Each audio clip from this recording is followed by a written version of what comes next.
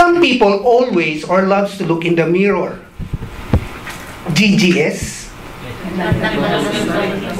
Ang dahil nakaka-relate. Sa mga lalaki naman, gwapong-gwapo sa sarili. Diba?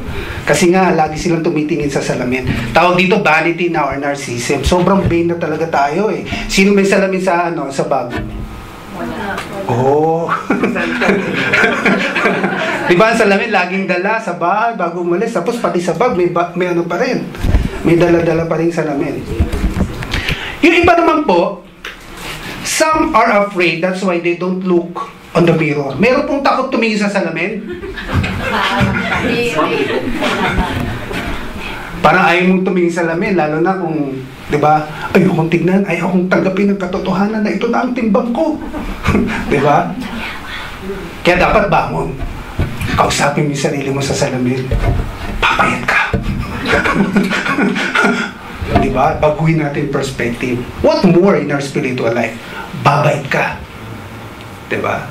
Maglilingkod ka sa Panginoon. Yun. Some are afraid, that's why they don't like to look on the mirror. In our scripture today, it's telling us that the Word of God is our mirror in our Christian life. Ang salita ng Diyos ang salamin sa ating buhay. Amen daw. Yan. Looking in the Bible is looking in the mirror.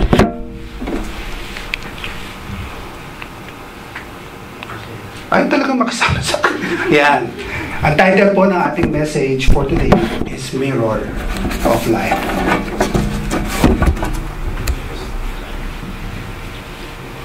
Ang tanong, tumitingin ka ba sa salamin ng buhay? Di ba sabi nyo, lagi tayong nananalamin. Lagi ba tayo nagbabasa ng Biblia? Kamusta po ang pagbabasa po ng ating Biblia? Meron ba sa apps nyo na may Bible dyan? Amen. Yes, kuya? Nagtataas siya. Kala ko may sasabihin ka. Sabi niya kasi ganun. So, yun po. Sa salamin, hindi nawawala. Sabi ko nga kanina, makita yung salamin sa kotse, sisilip. May baon-baon pa yung mga babae sa bag nila ng salamin. Sa aminin yung mat sa gusto, alam ko meron. Biro lang po. So, kung gaano ka-importante ang salamin sa ating buhay, ganoon din po ang Biblia. Kailan mo bang huling nabuklat ang Biblia? O baka naman takot ka magbasa ng Biblia? Dahil makikita mo yung sarili mo. Tama? When we read the Word of God, we see ourselves. Nakikita po natin ang ating mga sarili. Kaya ayaw natin tingnan dahil masakit. Diba? Pag ikaw yung itsura natin, hindi na kunyari, hindi ka na ganun ka gwapo, kaganda nun. Tapos tinignan mo, diba, ang sakit tanggapin ng ako ba ito? Ako ba ito? Diba? Dati ang may bangs pa ako. Bakit ngayon? Wala na. Diba? Dati wala akong pimples, ang kinis-kinis ko. The same with the Word of God. Baka nakikita natin, o baka naman napapabayaan na natin ang ating mga sarili. Because we are not looking in the mirror of life. Basahin po natin ang Biblia. Let me read to you 2 Timothy chapter 3 verse 16 to 17. Patunay po na ang lahat ng aklat sa Biblia ay kinasiyahan po ng ating Panginoon. It is inspired by God. Yung mga taong sumulat yan, yes, sulat siya ng tao, pero sila po ay may gabay ng ating Panginoon, may gabay ng banal na ng Espiritu. May gabay ng banal na Espiritu. Sabi po dyan, all Scripture is God's breath and is useful for teaching, rebuking, correcting, and training in righteousness, so that the servant of God may be thoroughly equipped for every good work. Diba yung mirror, yung Word of God, nai-equip tayo, nako-correct tayo, diba? At natitrain tayo in righteousness. So napaka-importante ng Word of God. Napaka-importante po ng Biblia. Dapat po, lahat ng tao ay may Biblia. Ang binasa ko pong text is about the Book of James. Alam niyo po, napaka-ganda po ng Book of James. Book of James, ang author po, si James. Hindi, brother po siya ni Jesus Christ. He is the brother of Jesus Christ. Book of James, emphasis of good works. Basahin niyo po. 5 pages, 5 chapters lang po siya. Mababasa po natin siya sa isang upuan actually, kung gugustuhin po natin. Kung tayo po ay tumatagal lang ilang upuan sa pag-browse ng Facebook, buong magdamag nandyan na, ang Biblia po ba, tumatagal tayo sa pagbabasa? Boring. Mga kabataan, hindi boring ang Biblia. Siya ay salamin, siya ang mag-guide sa ating buhay. 5 chapters lang po siya. So, easy to read and understand. Tama po, ang Book of James napakadaling intindihin. At punong-puno siya ng command and instructions paano po mabuhay ang isang anak ng Diyos. If a man has life, the proof is he is moving. Mapapatunayan po natin na ang tao po ay buhay kung siya po ay gumagalaw. Galaw-galaw naman po dyan. Yan. Sa buhay po kayo lahat. Kasi pag hindi gumagalaw, it is proof that you are dead. Kaya nga po yung mga batang, di ba bagong panganak, pinapalo sa puwet para malaman na buhay siya. Kasi kailangan niyang gumalaw o umiyak. The same with the faith. Hindi pwedeng sabihin natin na tayo po ay nananampalataya lamang, ngunit hindi tayo kumikilos o hindi tayo gumagawa ng mabuti. Faith accompanied dapat po ng action. Hindi pwedeng nananampalataya ako. Paano mo may papakita na nananampalataya ka? Steady ka lang ganyan, parang patay. Diba?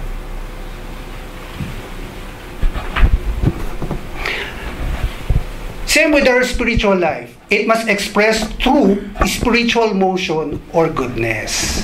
Di ba po? So dapat tayo pong nananampalataya, nakakakitaan po tayo ng goodness, ng kagandahang loob, ng kabutihan. Yun nga po, di ba sinasabi, Christ-like yung nakikita sa atin. Hindi ang nakikita sa atin ay hindi kaaya-aya sa ating Panginoon. Sabi dito sa James chapter 2 verse 14, James pa rin po, what good is it if a man claims to have faith but has no deed? Sinasabi natin na nananampalataya tayo pero hindi naman makita sa gawa. Hindi nga nagsisimba eh. Hindi nga nag-o-obey. Pati pagtitiwala, hindi. Pati pakikinig, hindi. Kaya nga po tayo narito, di ba, para makinig. Kaya tayo narito ngayon dahil nananampalataya tayo sa Diyos. Bakit po ba tayo narito sa church ngayon?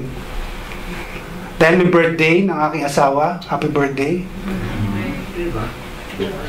Or dahil gusto lang natin makita ang ating mga kapatid. Nandito po tayo para sa ating Panginoon. Nandito po tayo dahil nananampalataya tayo sa hari ng mga hari. Sabi po sa James chapter 2 verse 26, for as the body apart from the spirit is dead, so also faith apart from works is dead. Ang tao po, kung wala daw kaluluwa, patay. Tama? Hindi siya buhay. Napaka-easy namang intindihin po noon. Gayon din po ang pananampalataya. Kung walang gawa, patay. That's why faith without works is dead. Kaya ngayong araw na to, kailangan mabuhay ang ating mga pananampalataya. Kaya ang may pangdinig, makinig, huwag manginig. Makinig po tayo sa salita ng Diyos. Book of James is not a writing about how to become a Christian, but rather how to act like one. James had simple remedy. Isang solusyon lang, sabi ni James. Do not merely listen to the word, do what it says. Amen. Gawin mo ang sinasabi. Hindi yung ngayon nakikinig ka. Paglabas mo dyan, balik na naman sa dati.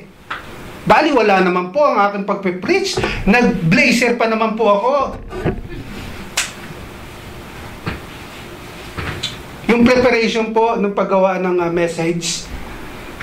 Or yung teacher na lang po na naghanda ng lesson. Tapos tutulugan nyo lang po at hindi pa kayo nakinig? Ang sakit. Ang sakit. Lalo ang ating pong Panginoon, masasaktan po siya. Di ba tayo po bilang magulang, pag tayo po ay nagbibigay ng payo, ng disiplina sa ating mga anak, pero hindi pinapakinggan, anong nararamdaman natin? Hindi lang nasasaktan. Nagagalit. Di ba? Minsan nga, masasaktan mo na yung anak mo eh. Buti na lang ating Diyos, hindi ganon. Merciful. Full of love. Huwag naman po nating ang tawag doon? Abusuhin. Diba? Pakita naman natin kay mama, kay papa, at lalong higit sa ating Ama sa langit na tayo ay sumusunod sa Kanya. Napapakita po natin ang pananampalataya natin sa Kanya. Book of James, commanding readers to live out their beliefs. Tinuturo po dito sa Book of James ang be humble, submit to God, stop sinning. Dahil po yung mga tao doon, actually ang ina-address niya po yung ang librong ito sa mga mananampalataya na patuloy na gumagawa ng hindi kalugod-lugod sa ating Panginoon. Tapos sasabihin mo, mananampalataya ako, pero hindi nakikita sa kanilang ginagawa. The same with us. Right? Napaka-vocal po natin na sabihin na tayo po ay Kristiyano. I'm born again. Pero hindi naman makita ang ilaw po sa atin. Okay. Sa mga kapwa kapatiran, pag nasa church, behave na behave. Hindi makabasag pinggan. Pero sa trabaho, yung Indiano, yung Pakistani, paano natin tinitreat? Sa ating trabaho, paano tayo nagtatrabaho? Tapat po ba tayo? So, dapat nakikita po. Tapos sasabihin natin, I'm a Christian, I'm born again Christian. Pero hindi nakikita. Lalo na yung sasabihin mo, I'm a Christian. Tapos kung manamit, wala naman pong problema sa damit. Pero syempre, kasama po yan sa pagsamba natin sa ating Panginoon. Hindi yung damit mo makakapaghulog sa ibang tao sa temptation. Amen? So sa pananamit pa lang, may pananampalataya na ito ang sinabi ng Panginoon. Ito ang sinabi ng Biblia. Maging modest, maging decent sa pananamit. Kaya dapat, hindi lang tayo titingin sa salamin. Tama na kayong damit ko? Tingnan natin yung Word of God. Ano ba sinasabi patungkol sa pananamit? Sa lalaki at sa babae. Paulit-ulit na po, di ba? Yung mga gantong preaching. Di ba? Kaya lang nasusunod po ba? Actually, Book of James, sabi ko nga, it's easy to understand. Ang sagot, nasusunod ba natin? So, ang purpose po ng aking message, na-nerve na ako, introduction pa lang. Marami na po tayo napag-aralan throughout the years. Ito na lang yung mga recent. Di ba? At tingin ko, nag-comply po kayo. Yung unang message ni Pastor about the Lord's Day. Don't forget. At narito kayong lahat. Alam niyo po, tuwang-tuwa po ang Panginoon. Di ba kayo nga magpa-party tas walang dumating? Di ba? Naganda ka pa naman. Nagluto ka pa ng masasarap. Tapos walang dumarating. So ang Panginoon natutuwa dahil nandito tayo para mag-celebrate. O nga po pala, Thanksgiving sa ibang bansa. But sa ating pong mga Kristiyano, laging nagpapasalamat at laging may Thanksgiving sa ating Panginoon. That's why we remember to celebrate kahit man lang isang beses sa isang linggo. Tayo mag-celebrate. Huwag tayong mahiyang magpuri. Pero dun sa mga party-party, di ba, kung maka-party kayo?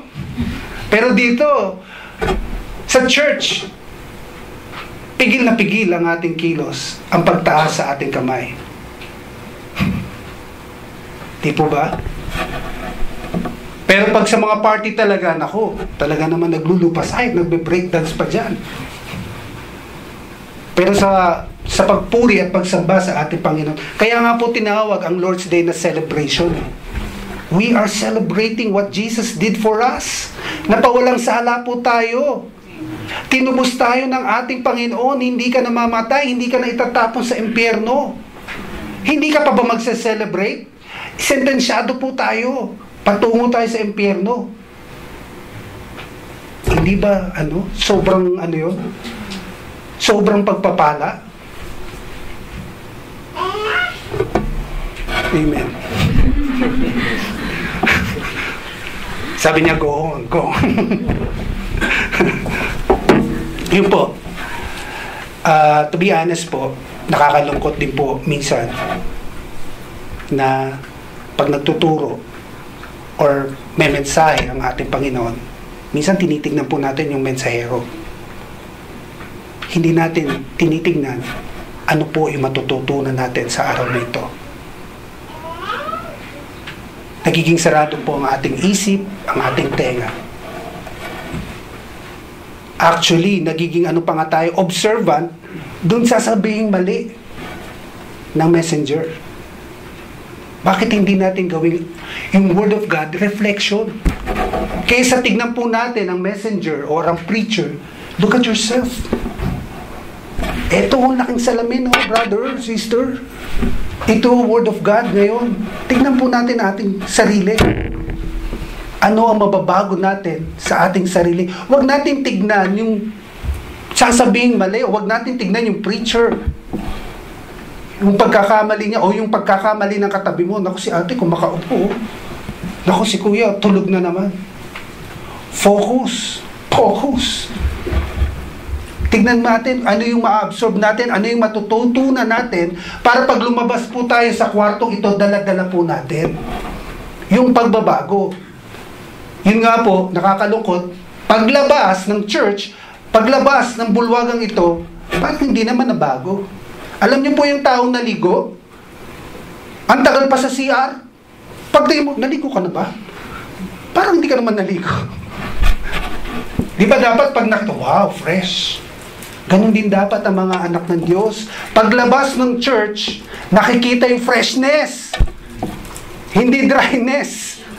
Nakikita yung pagbabago. Wow, kuya, nagliliwanag ka, ate. Diba parang si Moses? Umiilaw. Yung kabanalan ng Panginoon, sagip na sagip o yakap na yakap natin. Dahil we are convinced at nabago po tayo. Hindi lalabas na para lang tayong walang nabago. Parang hindi, kumbaga sa CR, hindi naligo. Parang hindi ka naman naligo, nagwisi ka lang ata. Diba? So ngayon, sinasabon tayo ngayon ng ating Panginoon. Ready ba kayong magpasabon? Yes. At magpabanlaw sa ating Panginoon? Yes. Makinig po tayo. So paglalabas po tayo, we are changed person. Yung mga marumi pa dyan, aalisin po natin. Kaya makinig po. I'd like to share to you 11 questions kasi po yung Book of James meron po siyang 11 na parang topics. If you read the Book of James, it is also question to us 11 question in our Christian life found in the Book of James. Kamusta po ang ating pananampalataya? Sabi ko nga po, kamusta po ang pagbabasa po ng ating Biblia? How we apply it? Ay, wala pala siya. So, i-share ko na lang po sa inyo. Number 1, how do we handle trials and temptation? Tumitingin pa po ba tayo sa Biblia? Ano yung tinuturo dun sa chapter 1? O ikaw yung tao nakikitang lugmok na sa trial and temptation? How do we handle trial and temptation? Second, ito yung message ko po ngayon. How you listen to the Word of God. Sa ngayon nakikita kong eager kayo at yung mga mata nyo talagang nakatuon sa akin. You are a good listener, nakikita ko po talaga. But, ano po ba masasabi na ikaw ay good listener? Kung yung narinig mo ay isinapamumuhay mo. Yun po yung message ko ngayon. Third topic or heading in the Book of James. Basahin niyo po ang Book of James, napakaganda, instruction in life. How is your relationship with others? Kamusta yung relationship mo with other? Sa kasama mo sa trabaho? Sa church? May kagalit ka ba? Or may paborito ka? Yung iba, pag hindi mo paborito, kaaway mo or ayaw mo. May tinuturo po ang Book of James dyan. Huwag po tayong mamili ng tao mahirap, mayaman. Dapat po lahat mahal po natin. Third, how is your faith? Kamusta po ang ating pananampalataya sa ating Panginoon? Sabi po natin, faith without action or not accompanied with action is dead.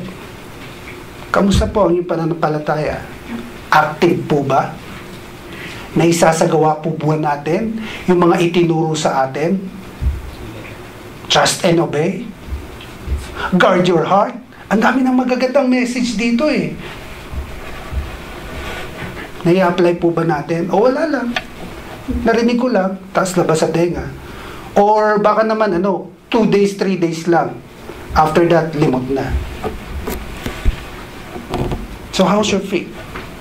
Number 5, how you control your tongue? May nabago na ba sa mga dila po natin?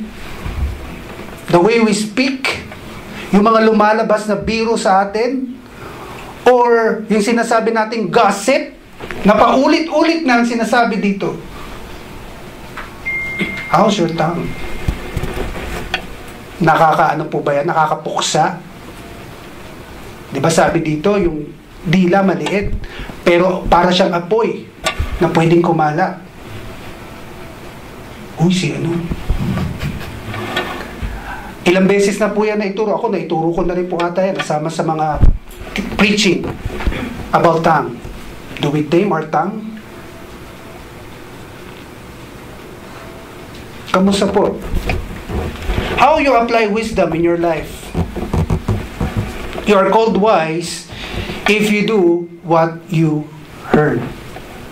Matatawag ka ng wise kung yung mga narinig mo po ay sinapapumuhay po natin. How you submit to God?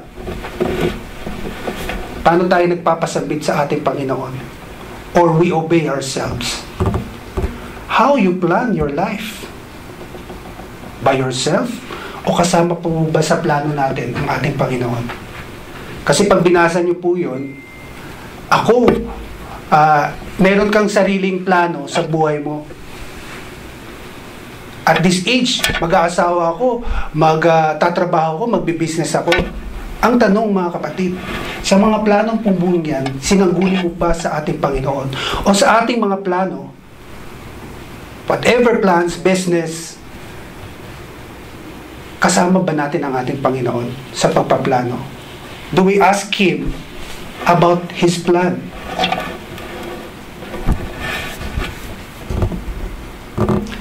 How you handle your treasure? Do you love money more than God? How we handle our treasure? Mas pinapahalagan ba natin ang pera kaysa sa Diyos? Pera na lang at pera. Kaya siguro yung iba hindi nakapag-church dahil gusto nilang kumita pa ng pera. How do you handle? Mas pinapahalagan ba natin ang pera, which is temporary, kesa sa salita ng Diyos, which is eternal? Salita ng Diyos na kung saan magdadala sa atin sa kabutihan, magdadala sa atin sa langit. How's your perseverance in suffering? Kung hindi po tayo nagbabasa ng Biblia, wala tayong guide. Paano tayo magiging persevere? Paano tayo magiging matatag? Ang hiningi pa po nating payo ay payo ng ating mga kaibigan. Although wala naman pong masama, but siguraduhin po natin yung payo ay makakatulong po sa atin. At ang payo ay naaayon sa prinsipyo ng Biblia. How is your prayer life? Kamusta po ang pakikipag-usap natin sa Panginoon? Kuya, nananalangin naman po kami bago kumain, bago matulog. Pero iba po yung kinakausap po natin ng ating Panginoon. Ako po personally, nasasabi ko sa Panginoon, Lord, namimiss na kita. Yes, nagpe-pray ako bago pumasok sa trabaho, bago kumain. But iba po yung panalangin na nakikipagliig talaga tayo personal talking to God. Lahat yung bang pwede nating sabihin, yung nararamdaman natin, yung galit natin, kasi Ama po natin siya. And is willing to listen to us. Kamusta po ang ating pong pananalangin? Kamusta po ang pakikipag-usap natin sa ating Panginoon? Di ba po pag nakikipag-usap, lalong lumalalim ang relationship? Di ba pag may boyfriend o sa mag-asawa, pag lagi po kayo nag-uusap, lumalalim po ang relationship niyo. Nakukuha yung tiwala, nakukuha yung pagtitiwala. Kamusta po ang pakikipag-usap po natin sa ating Panginoon? And today, my points, do's and don'ts in reading the Word of God. May do's and don'ts daw po ang pagbabasa ng salita ng Diyos. Yeah, number 1. It is found in James, sa ating pong text. James chapter 1 verse 22. Do not just listen to the word and so deceive yourselves. Sabi ko kanina, ang may pandinig, makinig. Andiyan pa po ba kayo? Amen. Talagang pinapakinggan nyo po ha. Baka po ako na lang po nagsasalita. Sayang naman. Are you still there? Amen.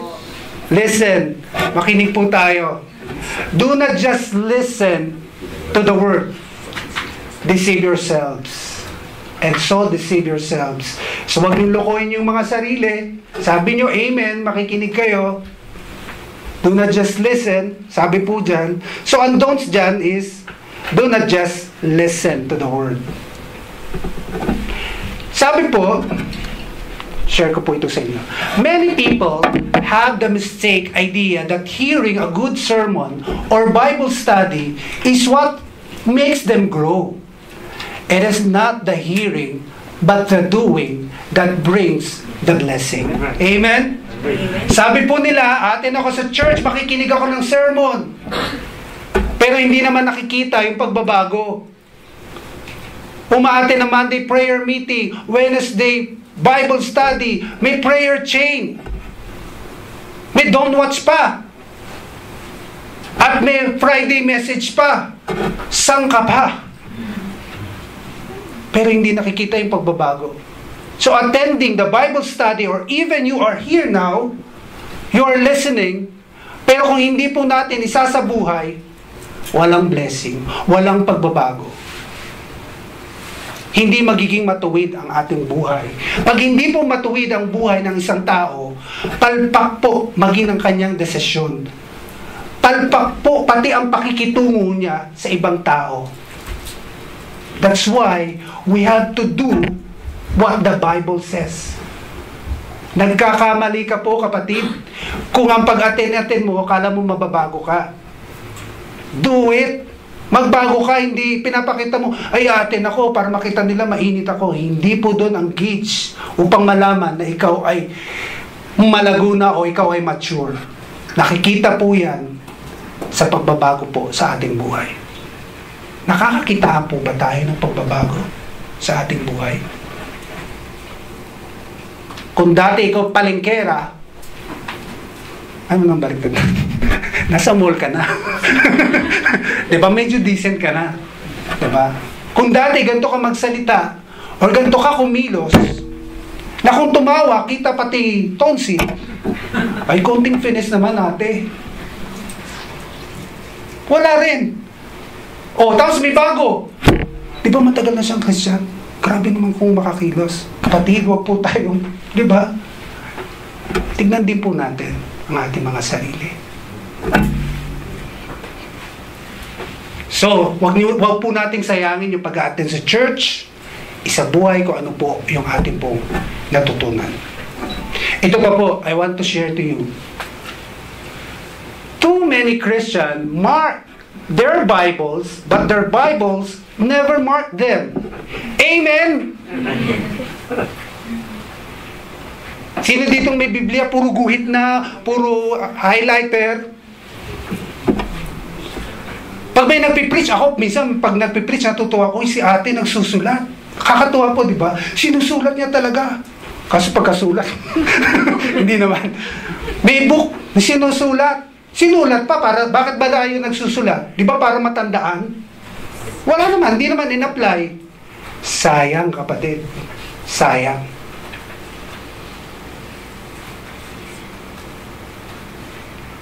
Ang dami-daming mark. Pero sa puso natin, hindi nag-mark ang Word of God.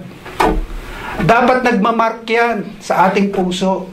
Di ba yung importanteng tao, sasabihin natin, alam mo nakatago ka. Saan? Sa puso ko. Ibig sabihin na ayaw mong mawala. Dapat ganun din po ang salita ng Diyos. Alam mo, Panginoon, ang salita mo nakatago sa puso ko para hindi ko malimutan. Buksan po natin ang ating mga puso. Ano po bang laman ng ating puso sa araw na ito? Ang ganda ng awitin. Maghari ka. Ayoko magana eh. Ang Diyos ba ang nag-ahari sa ating puso? Ang salita ba ng Diyos ang nag-ahari sa ating puso? Or our own? Alala ko po yung tinuro ni Pastor Eric. Sa ating daw pong puso may trono. Sino ang nakaupo? Dapat ang ating Panginoon. Hindi ang ating asawa, ni hindi ang ating sarili. Ang Panginoon ang nakaupo sa trono ng ating mga puso. Amen? Amen. Mula ngayon si Jesus na ang nasa ating puso. Pangalawa lang yung sorry babe. Pangalawa lang ating mga asawa at pamilya. Unahin po natin ang ating Panginoon. So ano ang do's dyan, Kuya Ed? Do what it says. Malinaw. Gawin mo, kapatid, kung anong sinasabi sa Biblia. Do what it says. Sige po, sabihin niyo sa katabi niyo na may feelings.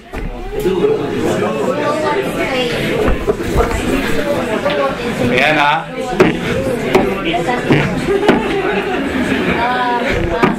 Let's do it.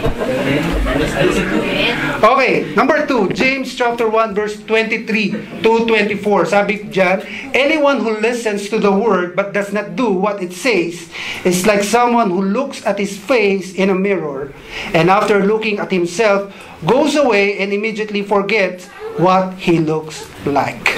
Ano ang don'ts diyan? Do not forget what you've learned. Apply it in your life. Practice it. Maganda pa nga, tanong natin, nababago na ba ako, kapatid? Actually, yung mga kapatid natin na makakakita, ate, kuya, ang laki na ng pinagbago mo. Simula nung naging Christian ka. Diba? Kuya, ang laki na, compare noon, nakikita ko na yung laki ng pagbabago mo. Kasi pinapractice po natin. Isinaisip po natin. Pinag-aralan, kumbaga, inadapt po natin. We learn from it. Kaya nakikita na yung pagbabago sa atin. Di ba maganda yan, kuya, nakaka-bless ka. Ang laki na compare noon. Ang laki na. Tayo nga, di ba, kung malaki na yung pinayat natin, talaga? Di ba? What more pag sinabi, ang laki na ng spiritual growth mo. Lumaki ka na. Di ba? Mas nakakaano yun. Nakakatuwa. Talaga, kapatid. But, huwag mawawala yung pagiging humble. Huwag naman natin sabihin na, diba? Ang glory laging sa ating Panginoon. Dahil tayo po, hindi po natin kayang baguhin ang ating mga sarili. Ang Panginoon lang po, sa tulong ng ating Panginoon.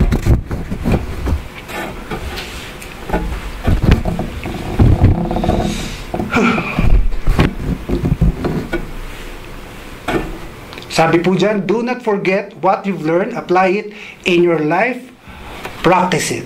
Sabi po sa James chapter 2 verse 14, what good is it if a man claims to have faith but has no deed? Nasabi ko na to kanina, napaliwanag ko na sinasabi po natin tayo na mananampalataya, ngunit hindi po nakikita sa ating gawa. Show your light. Next.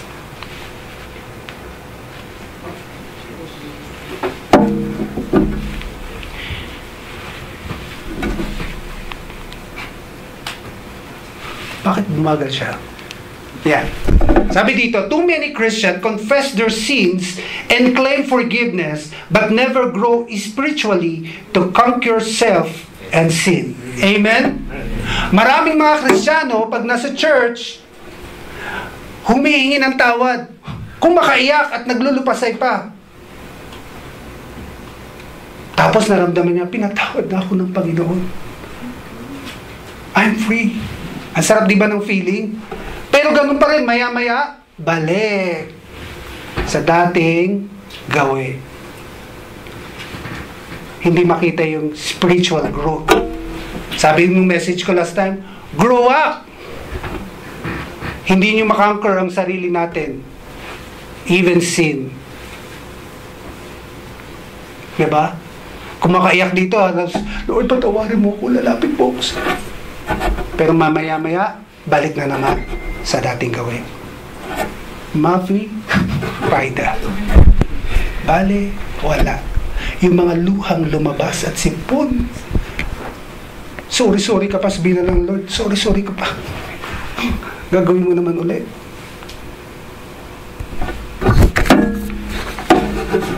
Ano po ang do's dyan? So what we are going to do is hide the Word of God in our heart.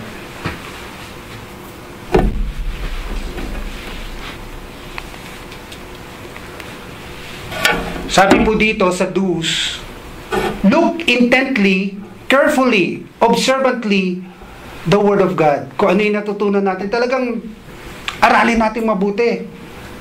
Tignan natin. Tignan nyo rin po kung tama pa po yung sinasabi ko. Dapat berehan daw po, di ba?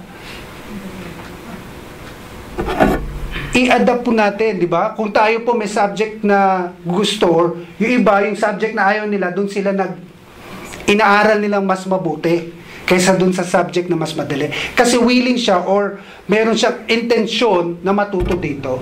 Kaya yung mahirap, yung pa yung talagang pinagtutuunan nila ng pansin. The same with the Word of God. Mahirap, di ba? Nakakatamad. Basahin ang salita ng Diyos. But once you are continuing reading, nag-i-enjoy na po tayo with the guide of the Holy Spirit. So look intently, carefully, observe, be observant of the Word of God. Word of God gives freedom. We will have happiness what we've learned from it. Meron po ba kayong mga bagay na gustong-gusto niyong matutunan? Actually, na-overheard ko si ate nung nagbibilyard tayo eh. Nung lumabas po kami, ng mga leaders. At si ate Irene, na-overheard ko. Kasi, nakita namin, tama po ba, na hindi ka talaga marunong magbilyard. You know, anong narinig ko kay ate Irene? Ay, hindi ako papayag. Hanggat hindi ko to natututunan. The same with the Word of God. Diba? Ako noon, sabi ko, ay hindi ako papayag hanggat di ako natututong mag-drive. Gustong-gusto ko. Ganon din po dapat yung attitude natin sa Word of God. Ay hindi ako papayag hanggat hindi ko naiintindihan. Kaya nga dapat lagi tayo nagbabasa, may memory verse pa. Isinasa puso pa dapat yan. Hindi ako papayag na hindi ako makakapagbasa ng Biblia. Hindi ako makaka-attend ng church. Hindi ako papayag. Sayang ang araw ko kung matutulog lang ako. Nakaka-bless yung mga kapatid, no? Galing pang overnight. Makarinig lang ng salita ng Diyos. Hindi siya pagpapalit niya yung tulog. Overnight po yun. Eh yung iba dyan, 8 hours nang natulog. Tulog ng tulog pa rin. Church na. Eh yun, galing pa nga sa puya. Nakaka-bless. Sabi niya, kuya, hindi ako papayag. Aatin pa rin ako kasi makakarinig ako. Di ba nakaka-bless tignan yung mga ganon? Nakaka-bless pakinggan yung mga ganon. Hindi ako papayag hanggang hindi ako nagiging malalim sa salita ng Diyos. Yung po dapat ang ating aim. Magpalalim sa salita ng Diyos. Kaya aralin po natin. Tutunan po natin. Grab the opportunity. Libreng-libre pa nga ang pagtuturo sa church. Mamaya may potential pa. Grabe. Hindi ako papayag na wala akong natutunan. Pero maganda yung mga ganong attitude, di ba? Na hindi ako papayag na wala akong natutunan, hindi ako papayag hanggang hindi ako natututong magbilyar. Hindi, kailangan may shoot ko yan. Hindi pa rin na-shoot. Tumagal na ng tumagal. So, ganun dapat yung ating hunger. Huwag tayong papayag na lalampas ang araw na wala tayong natututunan sa Word of God. Kaso lumampas na ang araw, hindi man lang nabuklat ang Biblia or nasa apps ng cellphone po natin. Ano po yung don'ts dyan?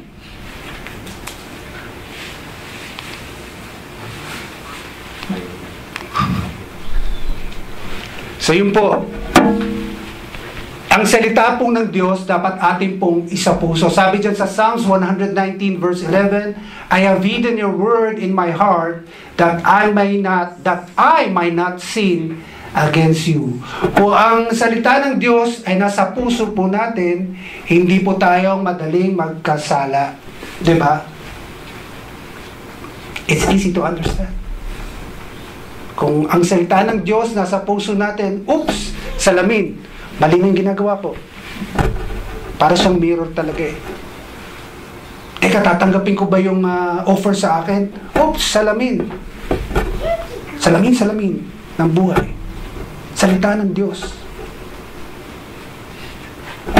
Naayon pa ba to sa prinsipyo ng Biblia? Kasama pa ba to sa kalooban ng Panginoon? Oo. Kung hindi, alisin.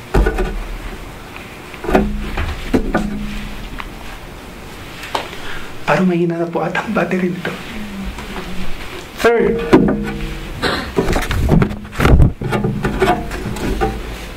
sabi po sa James chapter 1 verse 25, the last verse po ng ating text. But whoever looks intently into the perfect law that gives freedom and continues in it, not forgetting what they have heard, but doing it, they will be blessed in what they do. Amen. Kagaya po ng tinuro last time, trust and obey, and you will be joyful. Magkakaroon tayo ng masaya, abundant life. So ano po yung don'ts dito? So ang do's, look intently, carefully, observantly in the Word of God. Ang Word of God po gives freedom. Amen?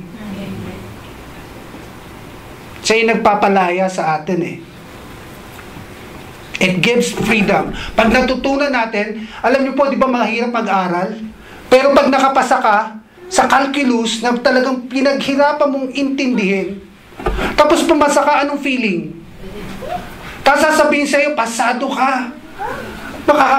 Makakaano ka na. Magiging third year ka. Ano ba yung calculus? Calculus ata, second year or third year or fourth year ka na. Papasok ka na, mag-ano ka na. Wala ka na sa mga minor subjects. Napakahirap po kasi ng calculus. Di po ba? But if we listen, ang sarap yung freedom. When we study, learn carefully the Word of God, it gives us freedom. Nagiging malaya tayo sa unang-una sa kasalanan, sa mga maling gawa natin. Kaya ang buhay po natin hindi maayos. Bakit ganito ang buhay? Parang ayaw sabihin malas eh. Bakit parang walang magandang nangyayari sa buhay ko? Kasi yung gawin mo mali. Read the Bible, read the Word of God, and you will be guided, and you will have freedom. Kung dati bandage ka sa kasalanan mo, magkakaroon po tayo ng freedom through reading the Word of God, through looking to the mirror of life.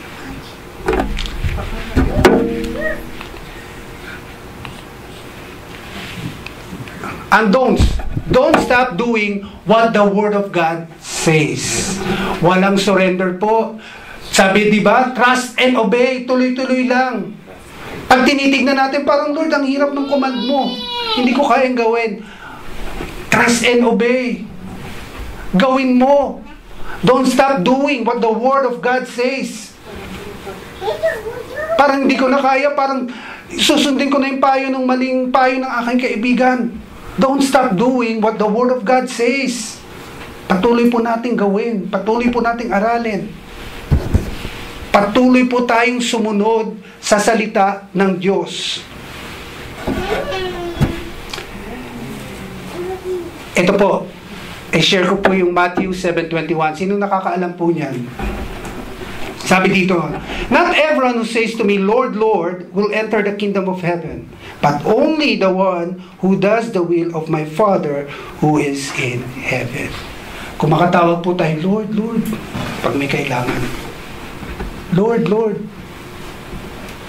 Pero hindi naman natin sinusunod ang Word of God. Amen. Sabi po sa Psalms chapter 1 verses 1 to 2, "Blessed is the man who does not walk in the step Blessed is the one who does not walk in step with the wicked, or stand in the way the sinners take, or sit in the company of mockers, but whose delight is in the law of the Lord, and who meditates on His law day and night." Focus po natin yung verse 2. "But whose delight is in the law of the Lord." Minsan po, ang salita ng Diyos parang pahirap po sa atin, di ba? Kasi ang hirap sundin. Ang daming batas naman, ang dami kong susundin, ang dami kong dapat gawin. Pero ano pong sinasabi dyan? Dapat dun sa law or the Word of God, meron tayong kagalakan. Meron tayong kagalakan sa salita ng Diyos.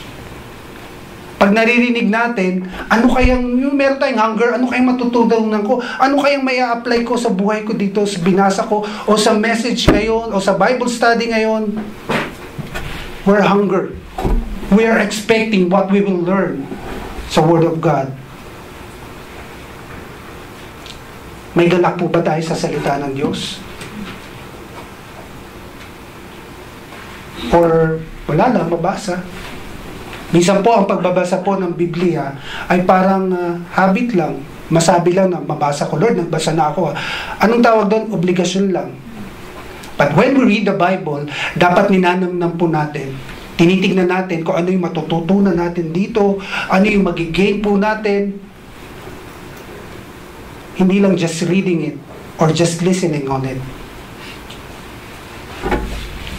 Tignan natin kung ano yung matutunan, anong may apply po natin sa ating buhay. That's why I'd like to share to you 9 things to look for reading the Bible.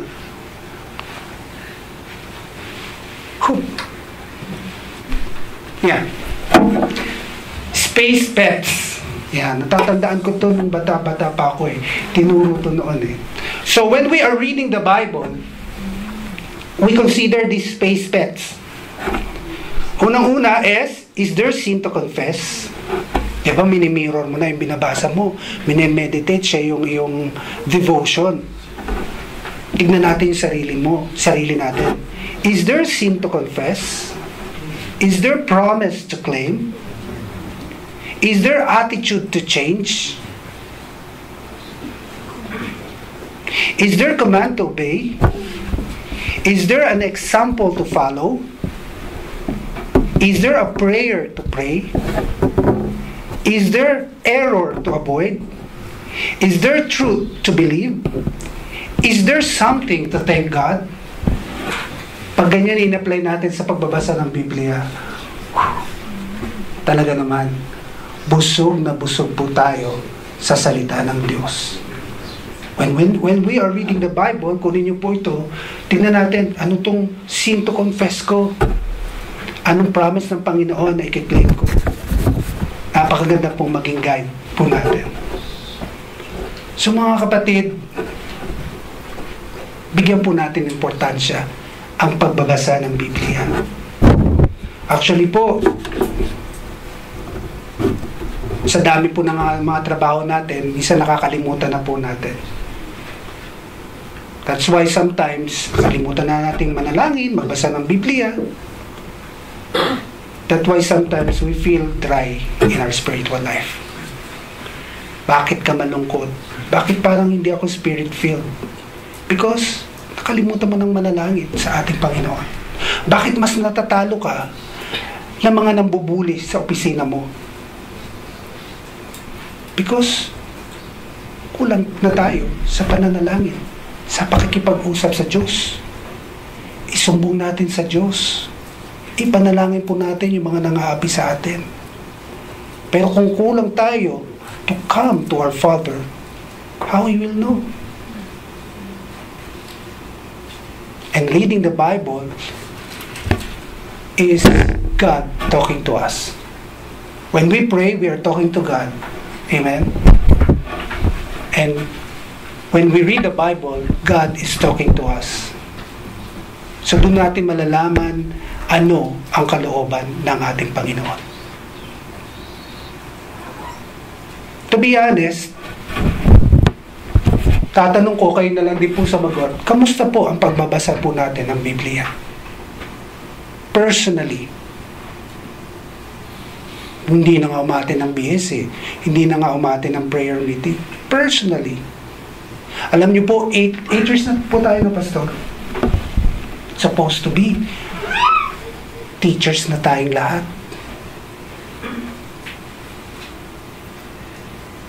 Hanggang ngayon, tayo pa rin.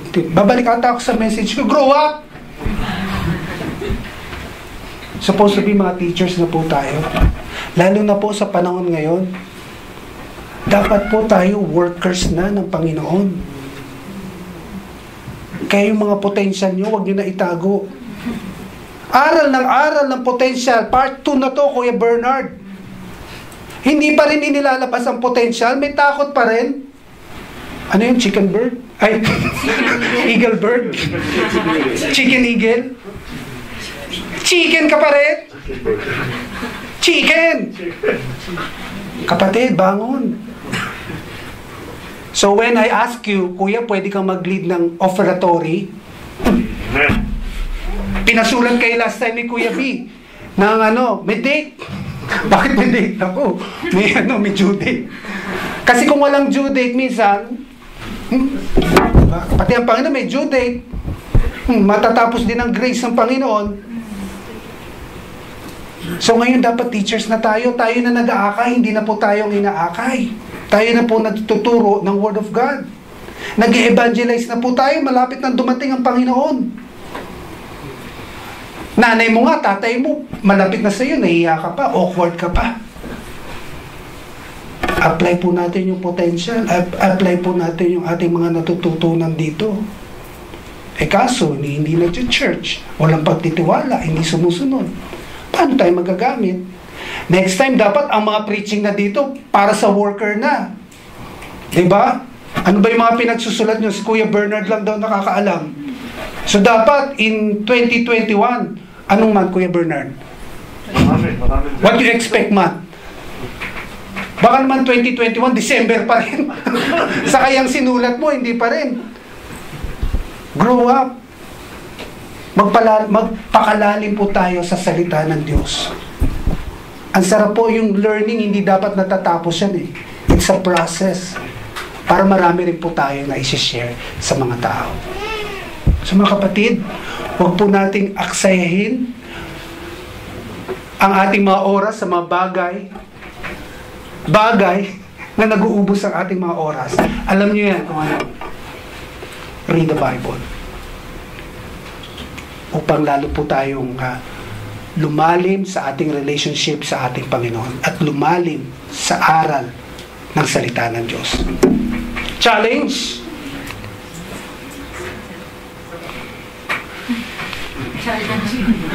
Challenge ako dito. Don't just read it, just do it. Parang sapatos lang yan, di ba?